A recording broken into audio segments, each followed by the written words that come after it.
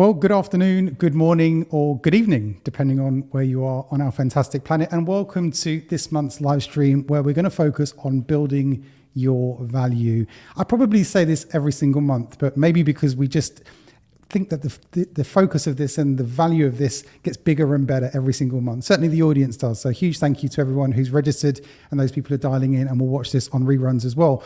This is a multi-platform stream. So depending on how you've arrived here, thank you very, very much for being here. We know everyone's time is super precious.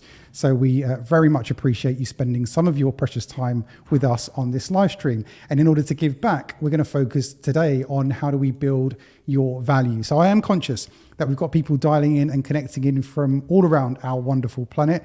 I think we've got people in the stream live from Mongolia. I think we've got people here from South Africa. I think we've got some early risers in the US, probably more on the east coast of the US, and of course here in the UK and across Europe. So if you are here from wherever you're here actually from in the world, what organization, what country you're from, please let us know in the chat. Maybe you can give your city or your country a shout out, or your organization too. Just drop it in the chat and let us know where you're at. So again, a huge thank you to everyone for being here. This month, we're focusing on this big topic of how do we build value for a few reasons. And we're going to get into this in a bit more detail, of course, as we go through. The format for these live streams is pretty straightforward. I like to share some insights, some data from our research, and also what we've picked up from around the world. And we've got a very clear point of view on what we think you can do proactively to build value. Every single thing that we focus on, whether that's in these live streams or in the recorded content that we create on our World Class Manager program, it's very much around a very central ethos here, which is about practical action. So we like to focus on things that we can do something with, i.e. like within the next few hours, because we're all very busy and we all want to make things happen quickly. So this is very much the guiding principle for our content, the process, the structure, everything that we share. And what we can then do as we get through this, if you've got any questions, please feel free to drop those into whatever respective chat function that you have access to. We've got one of my colleagues, Ashley, live on the line, so she can pick up some of the questions as we go through and feed them through at the end of the session. And if we can't answer anything, then we'll try our best to make sure that we come back to you after the session if we can do that. So as I said, today is focused all on building your value. We're going to have a very, very short intro and then we'll kick off.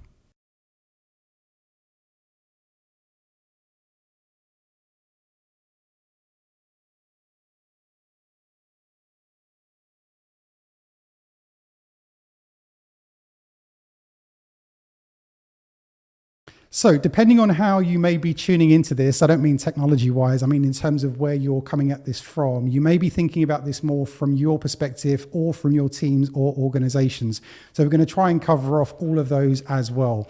If you don't know anything about us, you're thinking, who the hell is this guy on camera right now talking about building value?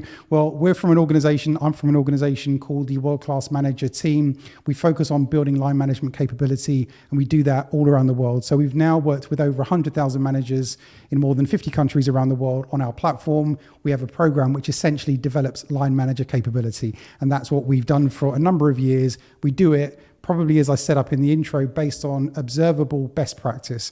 We've observed awesome managers in action over the years, and we built a very, very simple and structured program based on the idea of building line management capability. So we probably got some of the managers from our program live on the line as well. So a huge thank you for those of you who are dialed in, who've been through our program already. If you know anything about us, you'll know that we also produced a book which came out last year, funnily enough, called How to Become a World-Class Manager. And we've been delighted in the reaction and reception to the book. We launched in Europe mainly, and the US, and also in the Middle East. And we're also delighted because in 2 weeks' time, we launch in the full Arabic version, which is published by Jarir Publishing, which arguably are the biggest and best book publisher across the entire Middle East. So we're delighted to launch the book in full Arabic, which will come out in about 2 weeks' time. And we'll be doing a preview of that in Egypt next month. So if you happen to be at this big conference that we're talking at in Egypt next month, then we'll do a preview of the book in terms of the Arabic version. So again, a huge thank you to everyone involved in this, because it's been a gargantuan effort from lots and lots of different people and lots of different stakeholders. So a huge thank you. But the crux of this, book aside, content aside, is all looking at how do we help managers to become more effective. And as I said, you might be listening to this from a few different perspectives. It might be about how do you help to build your individual value. So this is a very central and personal focus on you. This might be about the royal we in terms of the organization, or it might be kind of somewhere in the middle here, which is more about your team. So depending on how you're listening to this and how your focus on building value should be, or where you feel it should be, then again, we think we've got something in store for each one of us. Now, we're going to start off with some obligatory statistics. Not obligatory, actually, because we went deep to try and find these and to find things that were relevant and useful. So 2 sets of stats. One is based on what we've seen from other organizations. And of course, this wouldn't be a world-class manager live stream without sharing some of our own in-house statistics. Of the 100,000 managers who've been through our program, we have data on around 16,000 managers who've been through the program. So we've got lots of exclusive data to share, and we'll try and pepper this as we go through the live stream with some of that. Now, to start off with, 3 key things. One is that we found something very interesting here, looking at the impact of aligning our own individual role and purpose with what the organization is designed to do in terms of the impact on pay. And I'll share with you the sources of these so you can check them out if you're so interested. The second one is then looking at the impact in terms of career progression. And the third was looking at retention. So I don't usually like to read from paper or scripts because I'm a free guy, but I do for the purpose of this because I wanted to give you the sources of these, which I thought were really interesting. So the first one here is in terms of the 20% figure. And this is Harvard Business Review study found that individuals with strategic thinking skills earn 20% more than their peers. Now, again, we can take this. We don't know the background to the study. You can check out the article and see what it says. But I guess it does make sense, right? People who are aligned more to strategy would probably perform a bit better for a few reasons, which we'll get into. The second statistic here is from the Corporate Executive Board, and they found that proactive employees who align their goals with organizational strategy are 15% more likely to be high performers. Now, is this chicken? Is this egg? Is this chicken or the egg? We don't know, but we'll get into this. I kind of have a view on what I think this is. And then the final one in terms of this 59% figure, which I thought was very interesting, is from Gallup. And Gallup revealed that engaged employees who align with company goals are 59% less likely to seek new opportunities. So if you're thinking about this whole challenge of building value from the we, you're thinking about your entire organization, you're a CEO, you're a HR director, you're a CFO, you're in charge and in a way responsible for the development of a huge number of people. And of course, you want to retain talent. Then it seems to be that aligning people with organizational goals, according to Gallup anyway, has a significant, 59% is significant impact on their likelihood that they would stay with the organization. So those are what we found, again, with relevant stats. And we'll kind of come back to each one of these 3 with some of the things I wanted to share with you as part of the live stream. And then in terms of our own data, again, this is based on about 16,000 managers' views. It's a global view, so we take a very sort of broad brush picture here at looking at what managers who've been through our program say. And only 42% of managers, and the managers that we've listened to, say that they understand the organization's goal. So the most important central definition of why the organization exists, you may term it as a goal, you may term it as a vision, you may term it as a mission, depends how you articulate it. Whichever it is, about 42% of managers on average, based on our research, would say that they understand what the organization's goal is. Now, this might excite you, this might frustrate you. I would probably expect this would frustrate you if you're in a senior position and you think you've done a very good job of articulating your organization's goal to everyone across your organization. And the challenge is that about 42% of managers following all of that effort would probably say that they understand it. And again, we're going to get into the reasons why I think this is very low. And I also think that 42% number is probably a bit misleading as well. I think it's probably much lower than that if you were to really dig into the detail of how people connect what I do with what the organization does. And really that is the central crux of how we're focused here on building value. Now, I'm going to sound much like a socialist here, which may be not a bad thing. But when we think about building value, organizations, of course, create value. Now, you might be a commercial entity. You might be an investor-owned company, like a private equity-owned business, where your focus over a 3, 5, 10-year event horizon time period is designed to essentially grow the value of the organization. And hopefully everyone, or as many people as possible, benefit from the valuation increase in that organization. So you share in that value. It could be that you're an organization in the public sector where you're publicly funded by taxpayers' funds And your focus, of course, is to deliver value to society or deliver value for the public. In the act of the organization delivering that value, and it might not be that the payoff for you is a commercial and monetary payoff, but it could be that there's some payoff in terms of growth, progression, building your skill set, and therefore making you worth more in all sorts of different measures that you might define as important to you. The crux again here is that we want to make sure that everybody, or as many people as possible, can share in the value creation act that the organization is essentially in. And we're going to get into, again, the detail of why we think this is important. Now, the reason why I think this is important is because this value creation process always happens, whether we like it or not. And it might be that you're lucky enough to be in a position where you can benefit from this, or it might be that you're unlucky and don't benefit from this. Now, what am I talking about here? We know, based on everything that we've seen, as I'm sure you would probably attest to in all of your experience, that when you think back in your employment experience, any company you've ever worked in, who is the most important person in a way, apart from yourself, but who is the most important person who would be likely to affect how it feels for you to be at work every single day? You know, we know from all of the studies, we know from our own research, it's much to do, not everything, but much to do with the relationship with the line manager. And the line manager, in many cases, is the only person who can probably help to translate this vision, mission, strategy, goal into something relevant for the people in the organization. So when we talk about the value creation process, the person who's ultimately responsible, in a way, for translating this is going to be the line manager. Of course, as an individual, we have a responsibility to understand this, but as far as the organization is concerned, we're focused here on the manager. Now, of course, I'm biased. I'm tremendously biased. I'm totally compromised here when we talk about the role of the manager, because everything that we focus on, of course, our program is called World Class Manager. We focus on building line management capability, and therefore we think that this is one of the most central and important challenges for the role of the very busy, very time poor, but modern manager. If we talk to a CEO, or we talk to a CFO, or we talk to investors, or we talk to the chief marketing officer, or we talk to the chief information officer, or we talk to there's lots of chiefs, lots of officers. When we talk to anybody senior in the organization, they all want to make sure that the manager layer ultimately understand all of these key complex ideas around strategy. And it's very difficult as a leadership team to be able to articulate this to people. It was difficult always. I don't think if you went back in history, you would find a moment where organizations said, yep, it's working perfectly. We've absolutely nailed this. I don't think you'd ever find that in human history. It's always a challenge. And I think it's probably becoming more of a challenge given that our attention is taken away on so many different things across the organization. The central challenge for many organizations is how do we try and make sure that we can get as much attention as possible on the very central reason why we exist as an organization. And what we probably want, I would imagine, is you want as many people as possible in the organization or across the organization or throughout the organization to be able to have a central and personal representation of what does all of that mean for the team, because that's kind of interesting, but ultimately, what does this mean for me? Now, this is where we get into the building value part. When we go back to those statistics from Harvard Business Review and the Corporate Executive Board, is that it seems to be that there is a very strong case and a strong link between the extent to which I understand this and the impact that this might have on my career progression, on my pay prospects, and on my ability to develop myself and ultimately grow my value.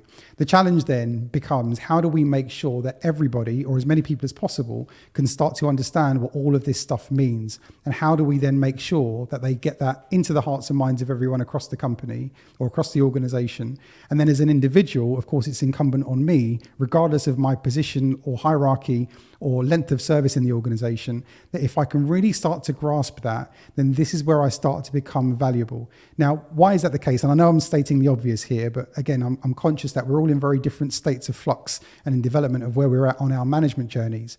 And I think it's important to remind ourselves, even the most experienced of us, to really think about where you create value is where you're aligning your individual action to what the organization's goal is. If you pair this all the way back to a really small organization of a couple of people, or even smaller, a one-man band as a company, if you're not connected with the fundamental purpose and therefore your behavior on a minute by minute or hour by hour matches up with what the goal is, then of course you're not going to achieve that goal. You could look at it like a fitness exercise. You could look at it like nutrition. There's all areas of behavioral change where if the behavior moment by moment doesn't match up with what the goal is, then it's probably just a pipe dream. So if you think about that from an organizational point of view, how do we make sure that our behavior on a moment by moment basis is in a way aligned to a large degree with what the organizational goal is?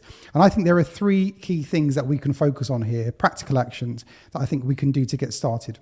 So the first one, when we talk about these sort of really important areas, number one is looking at the goals. And now you might say this is very obvious. Well, of course it is, because all organizations should have some articulated goal. In our program, we focus actually module 2, I think, of World Class Manager is focused on what we call great goal setting. The whole idea is that we've got a very rigorous approach to setting great goals. Now, when you think in terms of the experience with your line manager or with other people in your team, what's the quality like? And I'm not asking you to share that publicly, but if just thinking about it, what's the quality like of those goal setting conversations? Do those goal setting conversations have a genuine link, a clear link to what the goal of the organization is? Now, you may say, well, this is fundamentally flawed because we actually don't have an explicit goal of what we're trying to achieve as an organization. If that's the case, then maybe we've uncovered something awesome, which is maybe you can challenge your CEO or CFO or leadership team to have better clarity, because I'm sure it's there. We don't come across many leadership teams and all of the 1,000 companies we've come across who sit there and say, actually, the goal isn't clear. We don't know what we're here really to do. They're all very, very clear. The difference is some are very good at articulating that all the way through the organization and some struggle with it. So when it comes to thinking about the goal of the organization as a manager, how good are you at being able to really think about what the goal is and what it might mean for you personally? The way to achieve this, again, as an even more practical how-to, is to sit there and probably discuss it with someone, which sounds so simple and so straightforward. And it might be that you need about a half an hour, I would say max, maybe an hour, but half an hour to an hour to sit with somebody and really talk through what the organizational goal or strategy is and just discuss it out loud. It's very rare that you would be walking down the corridor. If I leave the door now and walk down there and say, hey, fancy getting a sandwich and talking about, or a coffee, and thinking about the organizational strategy and what it means for us in our individual teams and what it means for us personally, probably someone would say, no way, leave me alone, go away. But we know this is an important conversation to have because it's the exact conversation that the leadership team of every organization has all the time. Right? So when we talk about goals, we're talking about something very, very practical, hyper practical. And again, if you think back in terms of, like, say, the last year in your life, what have those conversations looked like, either with you and someone more senior or with you and somebody more junior? How linked are those conversations to the organizational goal? I would argue in many cases they're not linked that well at all. And they're not linked that well because we're bad at doing this. They're not linked because often we don't know what the goal is, which gives us a very clear idea and clue for maybe what we need to solve in this. The second thing is this sort of PDP. Now, I don't know about you, but the personal development plan, or however you term it, right? For some people, it brings excitement. It brings joy to their hearts of the prospect of having a conversation and filling out a PDP. That's just thrilling for people. For other people, they may feel like this is the last thing that they want to do. It brings a shudder. It reminds us of difficult conversations we've had before with managers. And I don't know what camp you might be in, but there's all sorts of views on the PDP. Now, again, I'm not saying that PDP is the right terminology, and you may have a very different process, but ultimately what we're talking about here is a very personal representation of what this goal or strategy means for me as an individual. And therefore, how might I plan out the next 3 to 6 months in how I might think about the development that I might want to access. And that could be external training or programs. It could be internal opportunities to grow and develop oneself. So when we think about the PDP, I do think the idea of having something structured is a good idea. Why could that be a bad idea? It's impossible, really, because we want to make sure that people do have an overt conversation and then link the development plan over the next 3, 6, 12 months to what the organizational goal is. The fundamental flaw, of course, comes where the organizational goal either isn't clear or the organizational goal is wrong. And we've come across many cases where the leadership team may exist in a little bit of a vacuum. They may exist in an echo chamber, and their sense of reality is sometimes warped in the sense that the goal is the wrong goal and no one's challenged them on that. So again, that's for another live stream perhaps, but we're assuming here, like we say in economics, I'm an economist by training, ceteris paribus, all things being equal, that actually the goal is good and it's a good one and it's a clear one. If the goal is good and it's clear, then it makes sense that we would try and have a personal representation of that goal in the form of some sort of thing called a PDP. The trick here, again, and we'll get into some of the barriers, but there are some barriers here and some challenges which affect our ability to really action this. And then the third thing, which I think is more of a, I would call this like a sanity check, a sanity test, is to then think about what level of cross-collaboration is there across the organization. Ultimately, as an organization, we all exist here to try and serve a group of people, and it might be that your customers or the clients or the beneficiaries of your organization are quite varied, and therefore there is a difference in what you do. But for most organizations, there's something quite similar that we have in common about what we're here to try and achieve. One of the big issues that came out time and time again from our experience of looking at employee engagement surveys is the silo working problem. So again, you can replicate this and appear like a sort of mystic magic person, that you go into a leadership team and on a piece of paper, you write the word silos and put it in your pocket. And then when you talk to the leadership team, you say, I'm getting a sense, I'm getting a feeling. Call it intuition, and you pull it out of your pocket and it's a piece of paper and it says silos on it. And people say, oh, wow. How did you know? Like, how did you get that? Oh, it's just a hunch. This is the same issue in pretty much every organization we ever come across. Because of the central challenge I've just talked about, it's rare that people get up off their seat, go and talk to whoever's just walking past the door now, go and grab them and say, hey, fancy talking about stuff. Or, I understand that you work in finance. I want to learn, how do you do it? What's your articulation of this goal?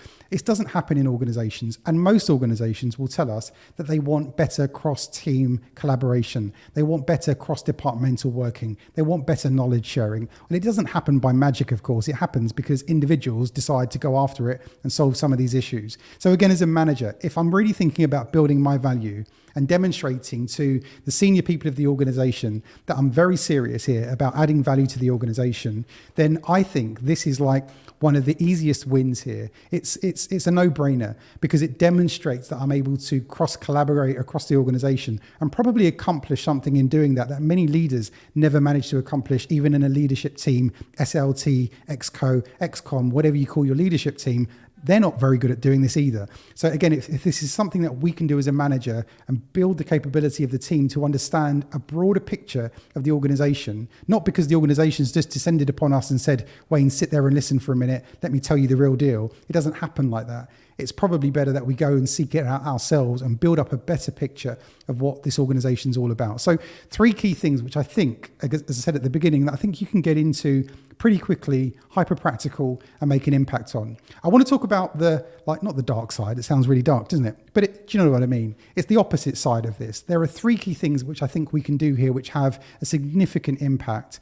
And these also align to something I wanted to talk about a little bit later in terms of the customer angle here. But for a minute, let's focus on the opposite side of this. So I think there are 3, in a way, like barriers to all of this. So when we think about the first one, about the entire idea that we would have a better goal setting conversation, we run into this time problem. Of course, Wayne, we want to have more time to be able to sit there, debate with the team about the challenges and issues and so on, but we often run into a time problem. And I know this sounds so obvious, it sounds so simple, but it might be at the beginning of the year to schedule these things like, 3, 6, 9, 12 months in advance. So at least every 12 weeks, we've got some allotted time with the team to start to talk about what the goal is, how it all makes sense to us as a team, what it means for us as individuals. So again, super simple, but I think this is a barrier we often run into. The other barrier that we run into is focused on what we would call knowledge gaps. So when we look at the knowledge gaps in an organization, often we call this the knowing-doing gap, right? And there is a difference between what the leadership team of the organization feel everyone understands and what most people understand, which is vastly different. The reason why most leadership team members often have a richer picture, if that's a description of it, a richer picture of what the organizational goal and vision and all of that means is because they've often had the opportunity to sit there for like days and sit and think about it and discuss it, often in a nice hotel with nice drinks and coffees and food and whatnot, and really start to understand it. And they emerge after after a couple of days with a consensus about what all this means. Most people don't get that luxury. What they get is a set of words. If they're lucky, they might get some sort of video or something on the intranet, or maybe even a presentation town hall where someone stands up and no one asks questions at the end. You know the drill, right? So often there's a really big knowledge gap. And here is when we focus on building your value, the topic of today.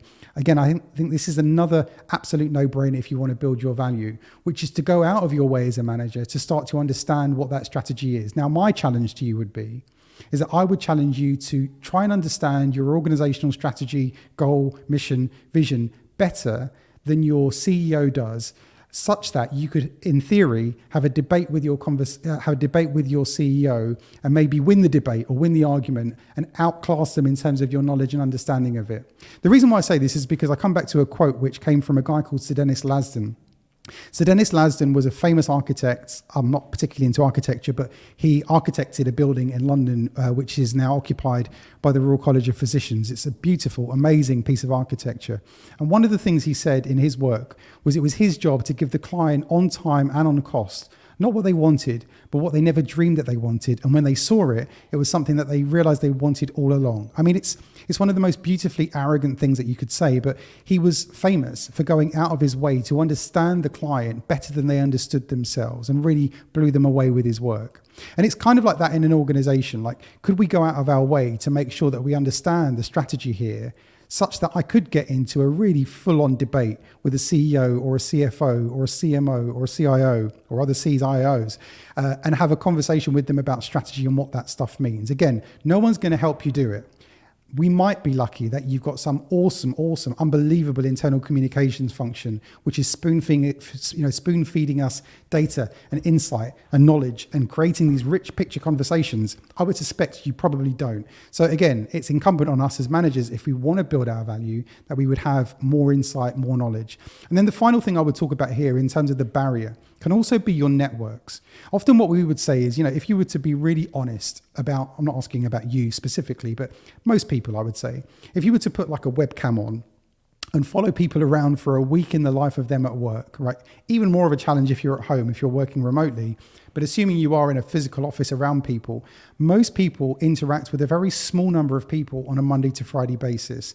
The size of the network is, again, I would argue, quite closely related to how well you are able to understand the organizational strategy, vision, mission, put the picture in place in terms of what the organization actually does, and therefore equip you to have these really robust conversations with leaders and ultimately be seen as someone of real strategic value for the organization.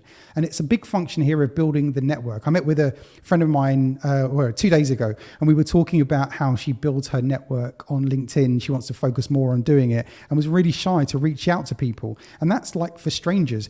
Often we work in the same organization, and you've probably got access to loads of really brilliant people across the organization. And again, it might be a great idea to reach out to some of these senior people and ask them to have a coffee with you. That might be possible, or a virtual coffee, to try and build the network. And again, it's a fundamental principle here of growing the network and therefore growing our individual knowledge when we think about this. And then the final one I wanted to focus on here, before hopefully we can get into some good Q&A and some thoughts and your thoughts on this, is around the customer angle. And I think the customer angle is a huge one for a few key reasons here, because what often happens in organizations is we are serving someone, right? All organizations exist to serve someone. That might be the external customer in a traditional commercial enterprise where we're exchanging value, products or services for money, right? Straightforward. It might be that we're in a public sector organization where we're exchanging services, of course, for value, which is the public value. Regardless of all of that, most organizations are quite awash with customer insight, customer feedback. Most managers in most organizations are not awash with most customer insight and customer feedback. Why is this important? Well, of course, if you can be the one who really understands the customer better than anyone else in the organization, would that make you more valuable strategically to the organization? Definitely would. Would it make you valuable to any other organization who does anything similar to what your organization does? Absolutely would. And is access to that data and knowledge and insight pretty easy to access? Absolutely is. So, the whole idea here is that organizations are usually awash and have access to customer insight. And how can we do a better job of getting that stuff? So the first thing that I would talk about is how do we create some sort of interaction? Could you create a better interaction with customers or with customer feedback data to make sure that people in your team, or it might be you included, understand the customer in a way as well as anyone else who has regular customer insight. The challenge in most organizations is you've got a population of people who have real access to real customers and they interact with them on a regular basis. They get a sense and a feel for what the customer wants now and, of course, wants next. They're basing their behavior moment by moment on understanding what the market is saying because the market's constantly reacting. Then we've got another swathe of people that are totally disconnected from the customer. Often in many organizations, they feel like second-class citizens because the part of the operation that deals with the customer don't feel like they understand the customer. They say actually their role is to enable the front line to deliver for the customer. And there's all these challenges. We see it in professional service firms. We see it in manufacturing companies. We see it everywhere, that there is often this important and challenging divide. And it's kind of justified because many of the people who serve the customer don't spend enough time really understanding what the customer says. For all sorts of reasons, of course. It's not malicious. It's because we're so busy with everything else going on. So the first thing is, could we create a different level of interaction with the customer? Is that possible? In many organizations, it probably is. It might be a little uncomfortable, but it's definitely possible. The second thing is around what I would say around the insights. So again, if you're even a small to medium-sized organization, you've probably got customer feedback data. And even if you don't, you could probably interview, a handful, 10, 20, 30 customers, clients, people you serve to get a good sense of, is the organization delivering what they need? Certainly in the larger organizations, they are awash with customer insight and customer data. I was in the Middle East last year with an organization that has hundreds of people who are dedicated and paid to improve the customer experience for the organization. And I asked them, before I went to go and speak to them, I'd read through tons and tons of their publicly available data of what their customer actually says about them on a public review site. I asked the 400 people in the room to raise their hand if they'd read this data that I'd had access to publicly because it's free and anyone can access it. Not one person in the audience put their hand up. I'm sitting there thinking, well, what an own goal that is, because if your goal is to build your value and be seen by the organization to be someone who's strategically of value and importance to the organization, why wouldn't you be all over that data? It's publicly available data. And for all sorts of reasons, people aren't because they're busy and so on. But often we can take our eye off the ball because we've got to focus on other priorities. So I think access to those insights, again, is a huge area where we would recommend you focus on. And then the third thing is in terms of the journey, the customer journey, or the guest journey if you're in a hotel, or in the sort of public beneficiary journey if you're in a housing association. Certainly is what we call them in the UK, which would be organizations who provide social housing services. Every person we interact with often goes through a journey with the organization. And the reason why I love the hoteliers is if you think about some of the best hoteliers we've come across, and this is one that we work with who are exceptional, what they've said is, if you think about your customer journey, they said, right, the customer journey is quite straightforward. So let's assume that you've gone online to book a hotel, and this is a nice hotel, right? So your next interaction with the hotel would be that you arrive in a car, and your next interaction with the hotel is someone would open the door and say, welcome to the hotel. Your third interaction would be the check-in desk. Your fourth interaction would be someone bringing your bags to the room, and blah, blah, blah, all the way to the final point where you check out and you'll be asked to fill out an online review for some sort of review website. But it's quite predictable in terms of the numbers of interactions. And most organizations, you can start to develop a very clear customer journey, which says, at which point does the customer interact with us? And at what point could we do a better job of serving and delivering for the customer? And again, in your organization, I would imagine there's a very clear customer experience journey. And as a manager, it might be that you actually work in customer experience and this is really easy for you. But for many managers we come across, they're quite divorced from all of that detail. So again, this might be worth looking at. Could you do some customer journey mapping and look at how the customer or the beneficiary experiences your organization? And ultimately, I guess this is the million-dollar question, is how does the organization create value for the people it's designed to create value for, right? The customer, beneficiary, the public, and so on. And therefore, as a manager, what can I do to make sure that I'm having a much bigger impact on that? Now, again, all of these things wrapped up, when we start to think about these 5 key areas here of why we would focus on this, in a way, what our role is as a manager, what some of the practical things that we can do. And this is all about the headline here of how do we make sure that we can build our value. Building our value is important for a number of reasons, but I'll focus on one because of time, is about time. Right? Time is unbelievably precious and unbelievably short. They say that the life expectancy, this is looking at the latest England and Wales, which is, of course, in the UK, if you're outside of the UK, our life expectancy for women is around 82 years. Life expectancy for men is about 79 years. Time is precious and time is limited. We spend much of our lives working in organizations, and of course, if the organization develops and builds its value, we should share in that. The challenge is, for all sorts of reasons which we've outlined in this live stream, there are many barriers to that. Certainly time, again, is one of those oxymorons, but it's often one of the barriers. So how can we make sure that we've got a sharper focus on utilizing our time and therefore building our value, building the value of the team, building the value, of course, of the organization, building the value for the people the organization serves, and of course, building the value for you personally. So I'm going to pause there because hopefully this has inspired some thought, some questions, some debate. It might be something that you're doing really well that works out and you just think absolutely want to nail this and share this because it works for us. It might be something that you've got a particular challenge with, and if so, please feel free. And I'll read out the question as it comes out live on the screen. Or it might be something that you have a particular challenge with. Maybe we can't solve it live here today because time is also short, but it'd be great to understand what some of those common issues and challenges are. So again, I know we've got different streams and different platforms, so whichever chat function you have access to, please feel free to utilize that. We've got Ashley live on the line who can pick up any of this stuff coming through, and then we can share it. So again, as we focus on this, and just a sort of final summary here, when we look at this idea of building value, again, one of the key issues is that we often are looking at how do we understand what individuals want. What it can be easy to assume in any team is that it's easy to assume what people actually want from the organization and want for the team. So one of the things we would definitely recommend is, again, a sharper focus on understanding what do the individuals in the team want. And there's a great question that we like to lead in with this, to leave you with. And the question is, what do you want to be famous for?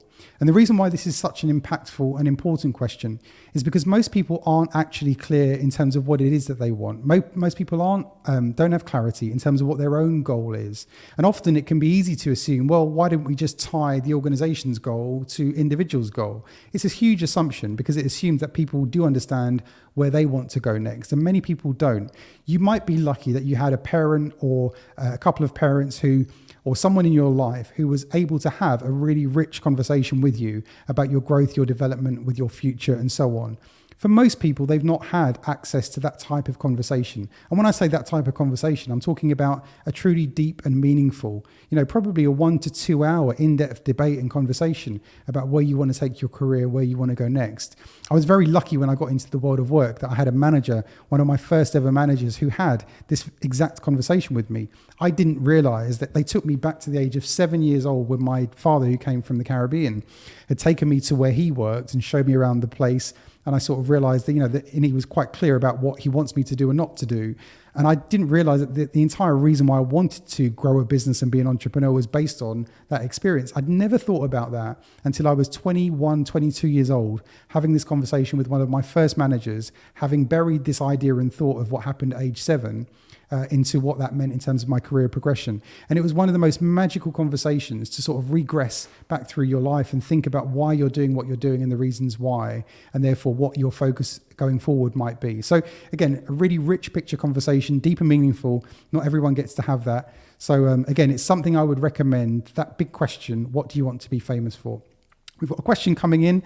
Ash, please feel free to share it if it is indeed a question or a thought or a comment. Right, so Eliza Zen, so thank you very much. I'm reading this as you're reading this, so thank you very much. As you said, working in silos happens in every company. I use action learning sets, brilliant, to get people together and create a network within the organization. Do you have any other suggestions of ways we can bring people together to break the silos? Definitely.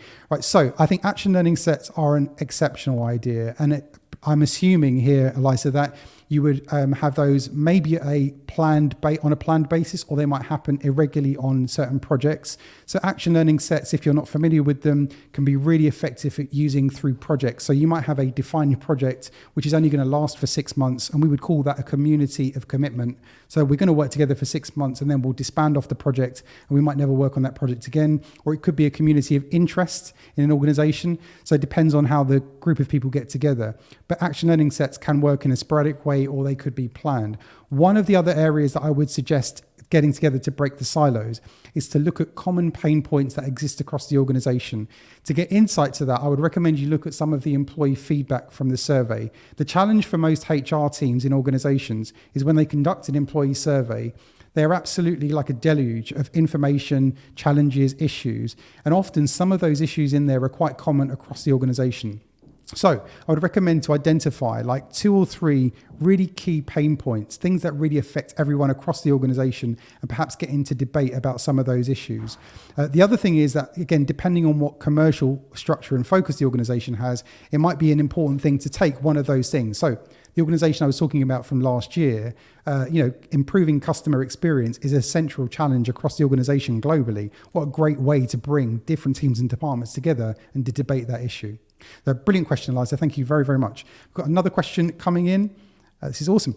Let's see. It's coming up on screen. So this is from Hanley Mouton. Thank you very much. Working for the NHS, there is a problem with having influence on the patient journey, specifically due to the journey spanning different services and different funding streams. Of course, I find it hard as often that you can only influence that part of the journey that you're involved in. How can we improve this? Well, of course, this is going to be a significant challenge, Hanley. So one of the things I would probably recommend, and this is going to run into the time challenge and conundrum again, is to try and outside of your day job, which I'm sure is tough anyway, but is to try and spend a bit more time and effort to understand what happens in different parts of that journey. Again, not always easy to do and would require a quite significant time commitment. But I think in any organization, if this was a bank or a law firm or it was a manufacturing company, in order to get outside of my daily operation and understand the bigger picture, it would require a time investment outside of probably what I do 9 to 5. So I do think that would be important to look at. And I guess the great thing is, of course, in the NHS is that if you can do that, it means that the journey for the patients and everyone that you're trying to impact is going to be better and going to be richer and going to be smoother. So again, awesome question. Thank you very, very much. And third question, I think we'll have this as the final question because I'm conscious of your time and I don't want to run into this time problem, time conundrum. So here we go. Third question. This is great. From Umit. Umit, how do we break old ways of thinking? I.e., should we change things? Why should we change things that are working fine? Great question. Such that it can open up the conversation of generating value beyond just doing. What a brilliant, brilliant question. I met this guy who's a cardiologist who's been studying men who've had heart attacks for a number of years. And one of the things, so I don't know what you think of the number here. I'm going to put you to the quiz, Umit. So one of the quiz questions he asked me was, following a heart attack, out of 100 men who had a heart attack, how many of them would change their behavior following a heart attack? So I said, what do you mean? He said, well, how many men out of 100 following a significant moment in their life, like a heart attack, would either eat a bit better, exercise a bit more, or would change their behavior, their ways of doing things? And I was thinking, I don't know, maybe about 50%. And he sort of stopped me dead in my tracks and said 21%. 21% of men, according to his research, would change their behavior following a heart attack after something as significant. So when we talk about behavioral change, and it was the reason why he was making the point, is out of 100 men, of course, 100 men would like to change their behavior. Only 1 in 20 are kind of able to do it. So he paints the picture that behavioral change is tough. To get people to do things differently is really difficult. I don't know if you've seen any of these studies where they look at how to affect your perception of time. And one of the things is like dealing with your subconscious, getting a bit deep here in the afternoon on a Wednesday, is thinking about how you change some of the habits of things. And again, this is one of the key areas that we look at. So what I would suggest in order to change that is you probably need to get someone who's in a senior position, who's listened to by the rest of the team, to table the idea that we must do things differently. And often one of the ways to do that is to start to take a look at the external environment. Often organizations exist out of a reality that is dead and gone years ago. I guarantee that your organization in October 2024 is definitely not the same organization it was in October 2023, and definitely not the same organization it was in 2022. The challenge is most people assume in a really weird way, like a psychologist would call this a psychological fantasy, and the idea and belief that things have not changed, and they've absolutely changed. So the idea that you can do things the same old way is the sort of most insane fallacy in a way. So to get people to accept that the world has changed is important, step one, and therefore it means that we probably need to change the way that we're doing things. I saw that there was a comment from Helen Murdoch, I think, on the screen, but it's gone off. So we'll probably leave that until next time, or we'll respond to that individually. So just to say a huge thank you to everyone connected, dialing in. We started doing these back in March. I think we had about 19 people register. We're now over 600 registered on a regular basis for the live streams. We want to keep growing this. So please tell everyone you know about these. The idea is that they're always going to be free. We're always going to focus on doing something which is ultimately of value for you. And especially if you're on the journey of building your skills and your capability as a line manager, then we think that, of course, these have tremendous value for you on a regular basis. So a huge thank you for being involved as part of the live stream this month. And we look forward to sharing with you the one for next month, which we don't know what it's going to be yet because we like to react to what the public's seeing. But we'll see. We'll see you mid next month. And we may do this next one, I'm hoping, live from Egypt. So I'll be there around this time next month. So look forward to seeing you, hopefully, live from Egypt next month. Thank you very much and see you soon.